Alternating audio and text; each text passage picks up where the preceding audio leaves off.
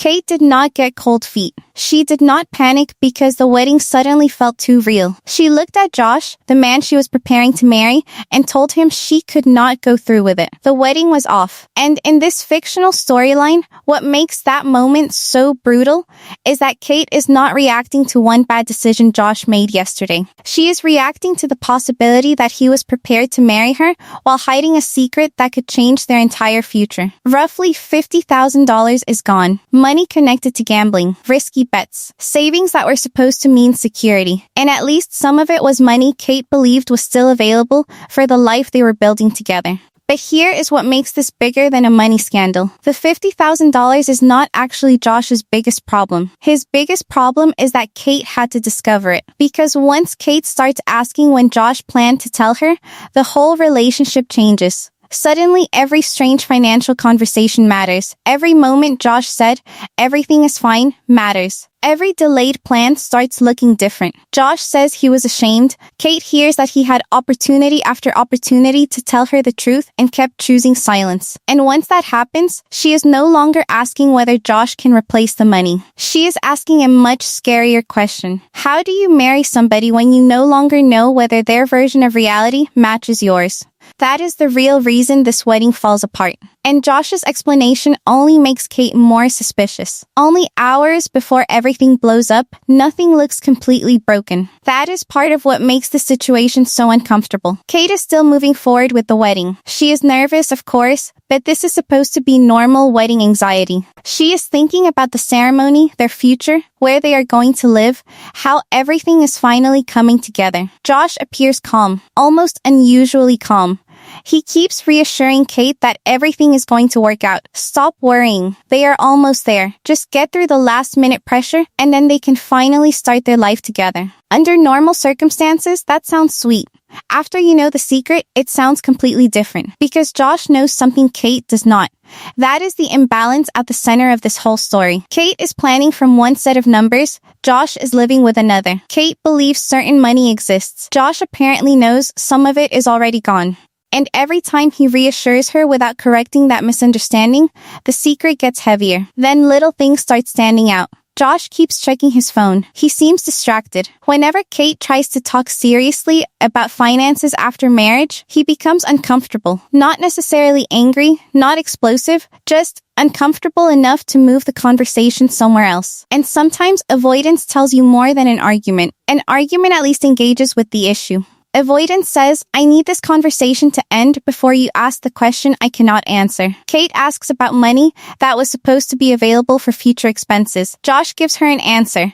Maybe the answer technically makes sense. Emotionally, something feels off. He tells her they can talk about it later. He makes it sound like she is worrying about details at the worst possible moment. And before Cate discovers anything, that behavior can be dismissed. Wedding stress, financial pressure, exhaustion.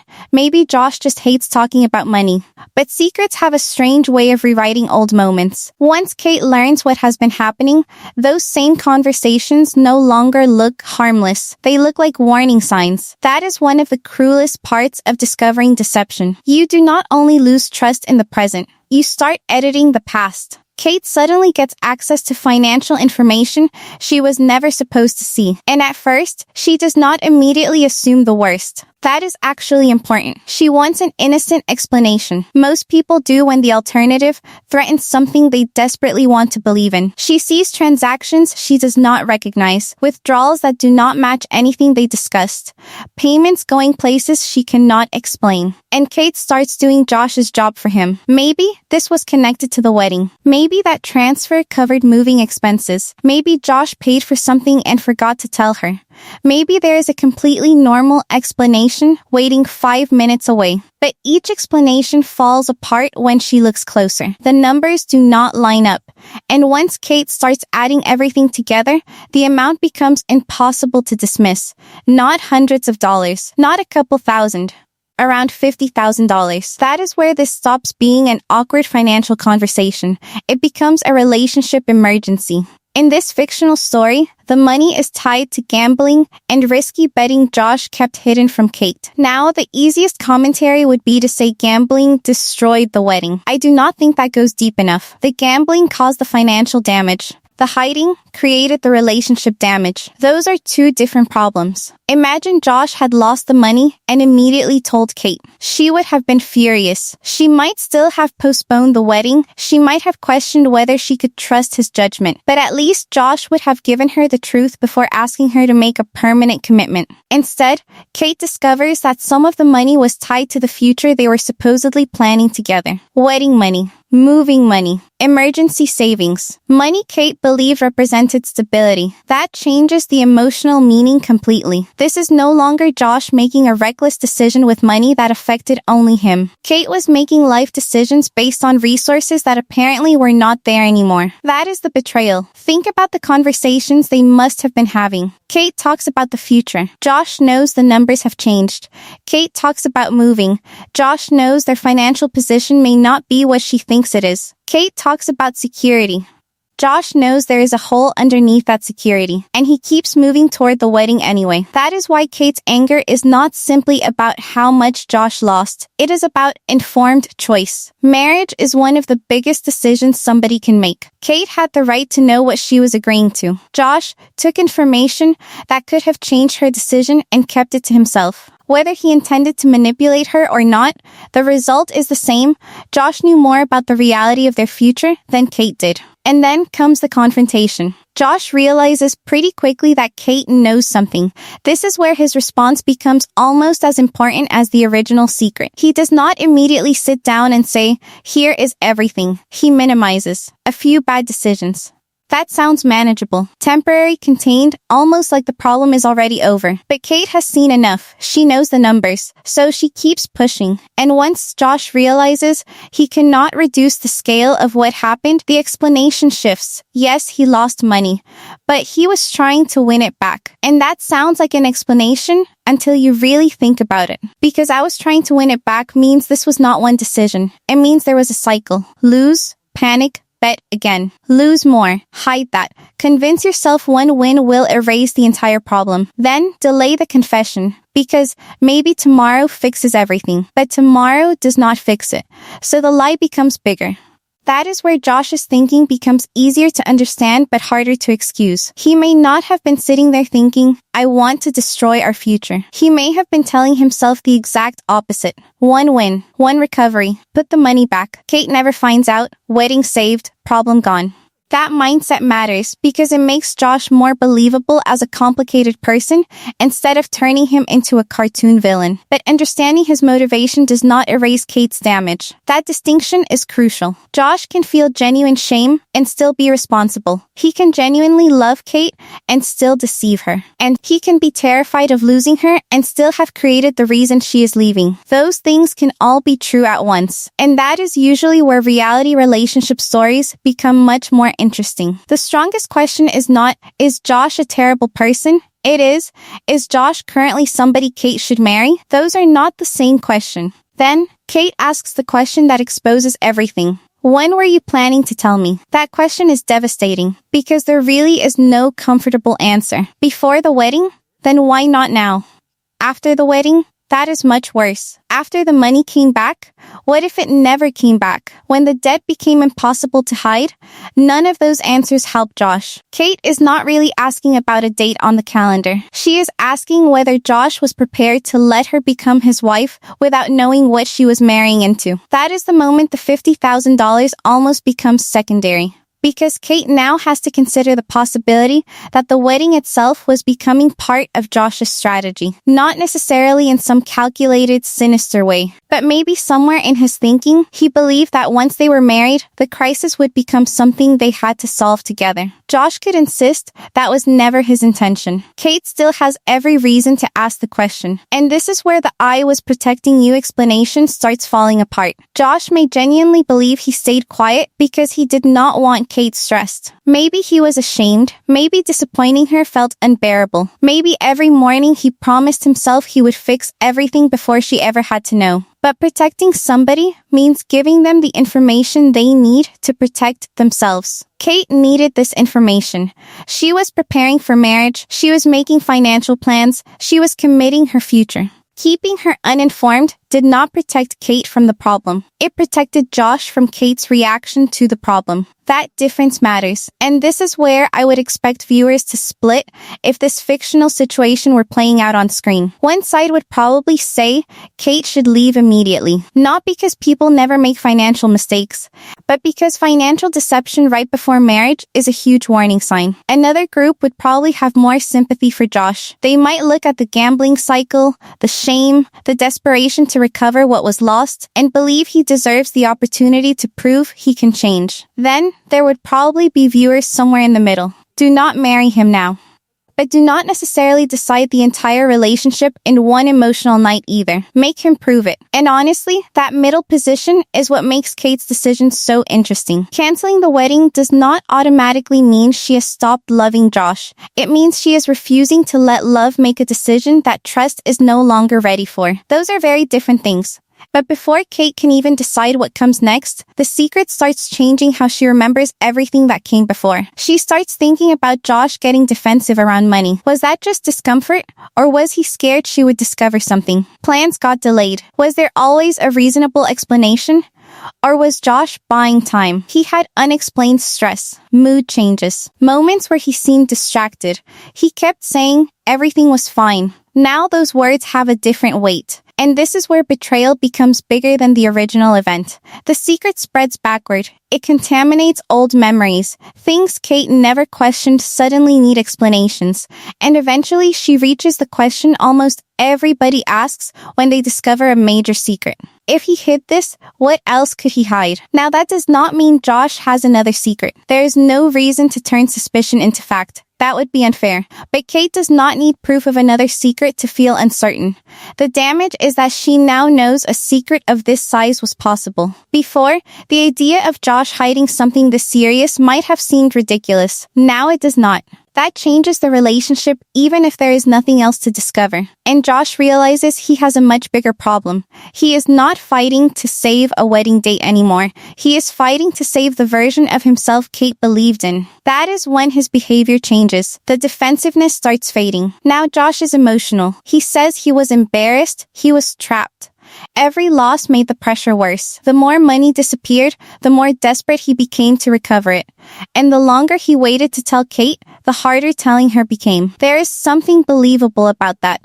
And I think the commentary is to be fair enough to admit it. People do hide things because they are ashamed. People do convince themselves they can repair damage before anyone finds out. People do get trapped inside terrible decisions that started as smaller terrible decisions. Josh may genuinely hate what he did. He may genuinely want to stop gambling. He may genuinely be terrified because he finally understands Cate could walk away. None of that automatically rebuilds trust. Because sincerity after discovery is not the same thing as honesty before discovery. That may be the single biggest problem Josh has. Cate can believe every tear. She can believe he regrets losing the money. She can believe he regrets hurting her. She can even believe he wants to change and still refuse to marry him. People often act like forgiveness and trust happen at the same speed. They do not. Cate could forgive Josh emotionally long before she trusts him financially. She could love him long before she feels safe marrying him. She could hope he succeeds while deciding she cannot be the person waiting for that success. Those are all realistic possibilities. Josh then starts making promises. Full transparency. Cate can see the accounts. She can see the debt. She can see every transaction. No more gambling, no more hiding. He even offers to let Cate control the money. And on the surface, that sounds responsible. But there is a hidden problem with that solution. Cate did not sign up to become Josh's financial supervisor. She wants a partner, not somebody she has to monitor. If Cate has to check his accounts every week to feel safe, that is not repaired trust. That is surveillance. If she has to ask where every dollar went, that is not security. That is anxiety management. And a relationship cannot stay healthy forever if one person becomes the parent and the other becomes the person being watched. That means Josh's goal cannot simply be giving Cate enough control to prevent him from doing it again. The real goal has to be becoming trustworthy enough that eventually she does not feel she needs that control. That takes time. And this is where Josh runs into the one thing he cannot negotiate with. The wedding is here. There is no time. That is why Cate canceling it is actually one of the most rational decisions she can make. She is not saying Josh is incapable of ever changing. She is saying she does not have enough evidence of that change today to marry him today. Those are different statements. But Josh is still blindsided when she says it. Maybe he expected screaming, maybe he expected tears, maybe he expected Cate to threaten to leave and then calm down, maybe he thought she would postpone things for a few days. Instead, she cancels the wedding. Now the consequences become real. Plans stop. People need explanations. Family members will have questions. Money may already have been spent. There is embarrassment. There is disappointment. The secret that Josh was trying to contain suddenly touches everybody around the relationship. And Cate makes one thing clear. This is not revenge. She is not canceling the wedding because she wants Josh to suffer. She is canceling because she cannot promise her future to somebody when she no longer knows which parts of their present are real. That gets directly to the heart of it. Josh is focused on whether Cate believes he is sorry. Cate is focused on whether she believes him. Those are completely different problems. He probably is sorry. That does not automatically make him safe. And this is where viewers sometimes get trapped by emotional apologies. A person crying does not mean they are lying. But it also does not mean the relationship has to continue. You can believe somebody's apology and still say no. You can understand how somebody ended up in a terrible situation and still refuse to follow them into it. You can love somebody and recognize they are not ready to be your spouse. That is what Cate is doing here. And interestingly, she does not immediately say the entire relationship is over. She separates two decisions. Can I marry Josh right now? No. Do I never want Josh in my life again? Cate is not ready to answer that. That hesitation is important because it keeps this from becoming a simple breakup story. Cate still has feelings. Josh still has a possible path back, but the balance of power has changed completely. Before the discovery, Josh had invisible control because he possessed information Cate did not. He knew the real financial situation. Cate did not. So he could decide when she learned the truth. He could decide what version she heard. He could decide how long normal life continued. Once Cate discovers everything, that control disappears. Now Cate decides. She decides whether there is another chance. She decides what transparency looks like. She decides whether marriage is ever back on the table. And Josh has to wait. That reversal is one of the most important relationship dynamics in this whole story. Secrets create an unfair playing field. One person makes decisions with the complete picture. The other makes decisions with missing information. Cate canceling the wedding is her taking back the right to choose with the full picture. And if Josh really wants to repair this, there is something he needs to understand immediately. He does not control the timeline anymore. That is where people sometimes create a second betrayal on top of the first one. They finally admit the truth, apologize, and then become frustrated because the other person is still hurt. I told you everything. Okay. But when? After getting caught? After months of hiding it? After the wedding was almost here? One honest conversation does not erase a long period of dishonesty. The confession may take an hour. Repair could take a year. Josh cannot say, I told you the truth, so now you have to trust me. Trust is not payment you receive for finally admitting something. It has to be rebuilt through behavior. That means no secret accounts, no unexplained debt, no gambling. A real plan for whatever financial damage remains. And probably most importantly, no making Cate responsible for his recovery. He cannot say, if you loved me, you would believe me. He cannot pressure her into another wedding date. He cannot become angry when she asks uncomfortable questions. He cannot act like her suspicion is the new problem while ignoring what created it. If Josh actually understands the damage, patience becomes part of the apology. And patience may be the hardest consequence of all. Because Josh wants certainty. He wants Cate to tell him they are going to be okay. He wants to know the relationship survives. Cate cannot promise him that. Maybe she does not know. And in a strange way, Josh now has to live inside some of the uncertainty he created for Cate. She thought she knew their financial situation. She did not. She thought she knew when Josh would tell her something important. She did not. She thought she was walking toward one future. Now she has to question everything. Josh cannot demand certainty from her while she is rebuilding her own sense of reality. There is also something deeper hiding inside his explanation that he was trying to win the money back. Because think about the instinct behind that. Josh does not lose money and immediately accept the loss. He tries to erase the evidence of the mistake. If he can get back to zero, maybe nobody ever has to know. That is not just a gambling problem. That can become a relationship pattern. What happens next time Josh makes a huge mistake? Does he tell Cate, or does he secretly try to fix it before she finds out? Because trustworthy partners are not people who never fail. That person does not exist. Trustworthy partners are people who tell you when they fail, especially when the truth is uncomfortable. Right now, Cate has evidence that Josh may hide a problem until the problem becomes impossible to hide. That is the pattern he has to break.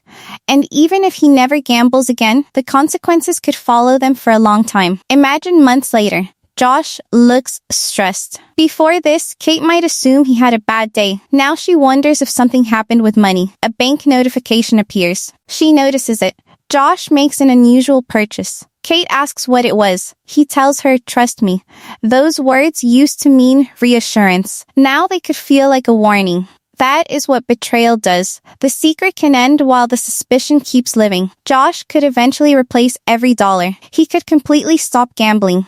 And he could still discover that money is easier to replace than confidence. That brings us back to the biggest question. Was Josh protecting Cate, or was he protecting Josh? There is a simple way to look at it. Who benefited from the silence? Cate did not. Cate lost the chance to make informed decisions. Cate planned a wedding without knowing the real situation. Josh benefited from the silence.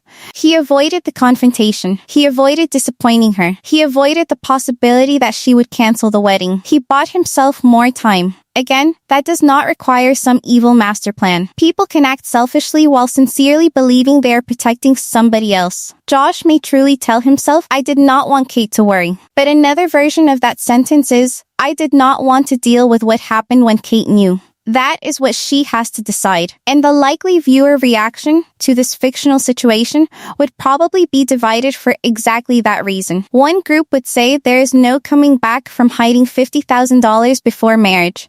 Another group would say people can recover from gambling problems and shame, and Josh should get one chance to prove the apology is real. Then you would have the group saying, Cate is making the smartest possible move. Cancel the wedding. Remove the deadline. Then watch what Josh actually does. Because right now, words are cheap. Behavior is evidence. And removing the wedding gives Cate something she desperately needs. Space. Josh wants forgiveness to happen quickly because the wedding creates pressure. Cate needs to remove that pressure so she can decide whether forgiveness should happen at all. Those timelines cannot be forced together. If Josh starts pushing for a new wedding date immediately, he may prove he still does not understand the problem. The next part could actually be harder than the dramatic confrontation. Reality TV loves the big apology. Crying, promises, "I am going to change. I cannot lose you. I will do anything." Those moments are emotional. They are also the easy part. Real repair happens when nothing dramatic is happening. On an ordinary Tuesday, 3 months later. 6 months later, when Cate is not threatening to leave, when nobody is watching, does Josh still make responsible choices? Does he follow the repayment plan? Does he answer financial questions honestly? Does he accept accountability without acting humiliated every time Cate needs reassurance? Does he stay away from gambling when there is no immediate reward for doing it? That is the evidence Cate would need. And there is another possibility Josh may not be prepared for. Canceling the wedding could give Cate enough distance to notice problems she had been ignoring. Sometimes one betrayal does not create every crack in a relationship.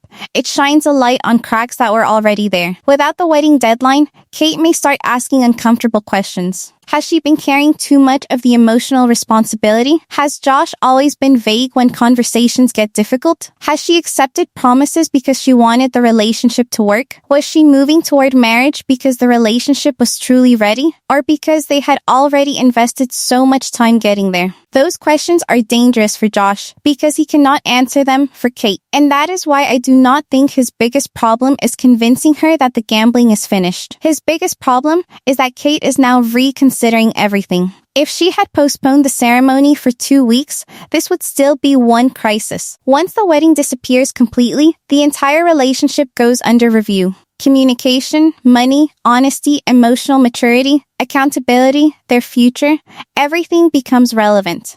Cate is no longer asking, how do we solve this before the wedding? She is asking, why am I trying to save the wedding before I know whether this relationship is ready for one? That is a much bigger question. And there is one final part of this that Josh may not fully understand yet. Even if he changes, Cate may never look at him exactly the same way. That does not automatically mean they are doomed. Trust can be rebuilt. Relationships can survive major mistakes, but rebuilding does not mean returning to exactly what existed before. That version is gone. Cate now knows Josh was capable of standing beside her, talking about marriage, while hiding something that could change their future. She cannot unknow that. If they stay together, they would probably have to build a different relationship, new boundaries, different financial expectations, far more transparency, a much slower road back toward marriage. Josh may believe success means getting Cate to put the wedding dress back on. That is actually the smallest problem. A ceremony can be rescheduled.